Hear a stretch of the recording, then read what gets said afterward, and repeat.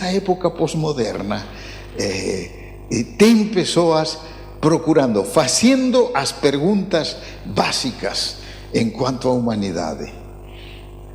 Por exemplo, temos a luta contra a corrupción, e ten os comentaristas que comentan a corrupción, un caso de corrupción, outro caso de corrupción. Nós temos tido na España nesas semanas unha discusión tremenda sobre a corrupción, porque a un político do partido que está no goberno, un político do Partido Popular, ten tido que renunciar como ministro porque aparentemente a familia dele ou ele tiñan fundos en Panamá ou en algún outro lugar desos paraísos fiscais. E faz unas 2, 3 semanas o goberno español propuso a ele como candidato para ser presidente do Fondo Monetario Internacional. Então é un premio ao corrupto. Então os escritores, os intelectuais espanhóis, nos seus artigos, nos seus libros, exploran ese problema da corrupción. Será que estamos condenados a vivir nun mundo de corrupción? Interesante, en Valencia, onde eu moro, o que as persoas dicen, o alcalde ou ese político é un ladrón, e cando se conversa nun asunto parece que se eles chegasen a esa posición serían tamén. O sea, é triste cando nunha sociedade se ten perdido a dimensión ética, de modo que eu critico a ele solo por inveja, ¿no? Porque me gustaría estar lá e aproveitar. É terrível. Mas ten intelectuais serios que tamén escriben, e entón a cuestión ética: pode o homem ser diferente? Se plantea. Podemos ter unha sociedade onde podamos ter confianza uns nos outros? A cuestión ética está presente na cultura española de hoy, e tamén na cultura latinoamericana, e tamén nos Estados Unidos. Non vou entrar nunha comparación dos dois candidatos que ten lá nos Estados Unidos, mas o asunto ético aparece aí.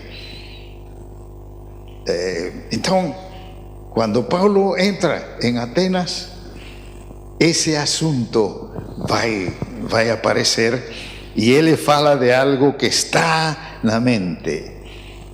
Então, eles têm pensado que há um Deus desconhecido, então vamos ter também um altar ao Deus desconhecido. E Paulo diz: eu vou falar desse Deus, esse é o verdadeiro Deus. E elabora o seu discurso com uma referência à criação, à origem da humanidade, não? Versículo 24.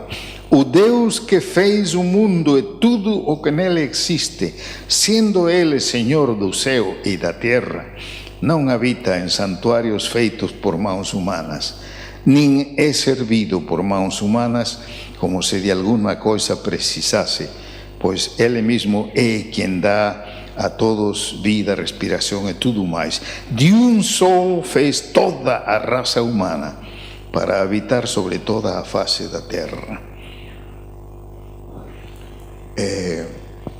O que eu gosto dessa apresentação é que faz referência à criação, ao fato de que a humanidade é criada por Deus, tem sido criada por Deus, não é resultado do azar. Interessante que hoje esse tema está em debate. Tem aí um livro, entre os livros que estão aí tem um livro de Lennox, não é? De Lennox. Bom, Lennox é um cientista cristão que dialoga com outros cientistas lá na Inglaterra em quanto à existência de Deus.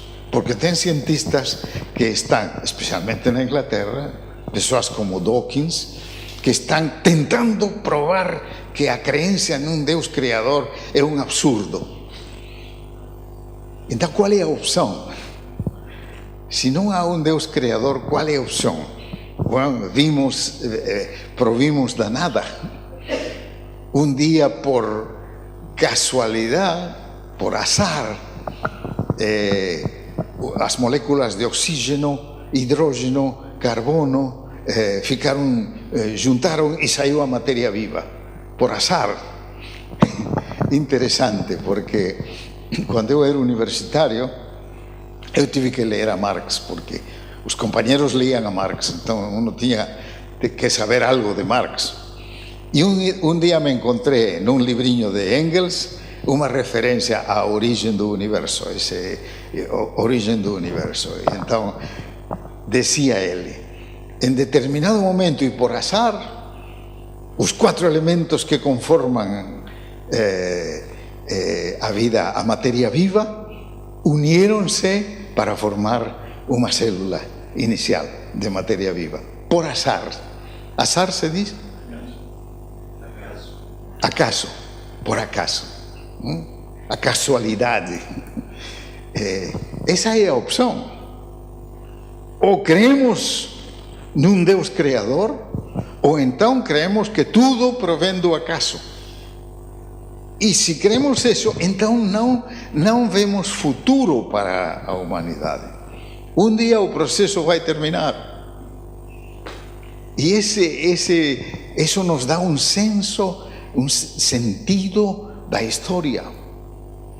E de que como humanos sabemos de onde vemos e aonde vamos. E isso é o que está aqui ao expor o Paulo. E de alguma maneira continua a ser hoje um interrogante. Com o meu amigo René Padilha e Pedro Arana, dois amigos muito queridos, René é equatoriano e mora na Argentina já faz muitos anos, e com Pedro Arana, que é peruano como eu. Pedro é engenheiro químico e depois tornou-se teólogo. Temos tratado, nós, de elaborar uma estrutura para apresentar o Evangelho na América Latina. Um esforço por articular, fazer o que Paulo fazia. Paulo, em Atenas, era para nós um modelo, um exemplo. Então, se vocês têm interesse no assunto, eu tenho acá, está na mesa de livros, esse livro, Missão Integral, de René Padilha. E tem um capítulo que chama-se O que é o Evangelho? É um esforço por articular uma visão do Evangelho que tenha sentido para o estudante de hoje, para a pessoa que realmente tem interesse, tem curiosidade e quer saber. Isso é o que Paulo faz aqui. E faz uma coisa mais interessante, cita a poetas estoicos. Fíjense no versículo 28. Nele vivemos e nos movemos e existimos. Nós poderíamos falar por horas sobre essa linha. Nele, es decir, nós, em Deus, vivimos, nos movemos e existimos, como alguns dos vossos poetas têm dito, porque dele também somos geração. Assim que o Paulo sabia poesia grega, conhecia os poetas filósofos gregos. Por isso alguns dizem, Paulo foi o primeiro europeu, porque era judeu, então tinha conhecimento da herança judia, conhecia a filosofia grega, conhecia os estoicos e aos epicúreos e aos poetas, e seguramente sabia de cor. Eu acho que Paulo não levava uma livretinha com citações. Aqui, esta citação deste poeta é algo que Paulo estava familiarizado com ele. E diz, sendo pois geração de Deus, não devemos pensar que a divindade é semelhante ao ouro, a prata ou a pedra, trabalhados pela arte e imaginação do homem. Ora, não levou Deus em conta os tempos da ignorância. Agora, porém, notifica aos homens que todos, em toda parte, se arrependam. Aqui está chegando a parte na qual o discurso cristão torna-se num apelo, um desafio. Nós não queremos só comunicar informação, mas queremos comunicá-la de tal maneira que o nosso ouvinte se veja confrontado com a verdade e perceba que perante da verdade tem que ter uma decisão, tem que ter uma resposta, que não é só uma peça de informação, bueno, já posso botar essa na minha enciclopédia na cabeça, pronto. Não. A verdade cristã tem que ser apresentada também de uma maneira que desafie a entrega e a ação. E isso é o que Paulo faz aqui. E usa essa palavra, que é uma palavra muito impopular. Arrependam.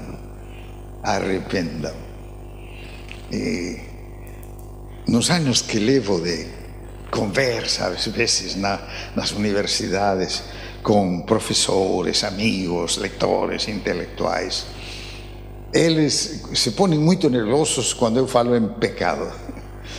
O ser humano é um ser pecador. Não, os cristãos, por que metem o tema do pecado? Vamos falar do homem, o homem é o ser racional, ser social, ser intuitivo, ser sentimental, mas isso de pecado. Paulo não evita o tema do pecado, não evita o tema do arrependimento. E então ele diz que Deus, não só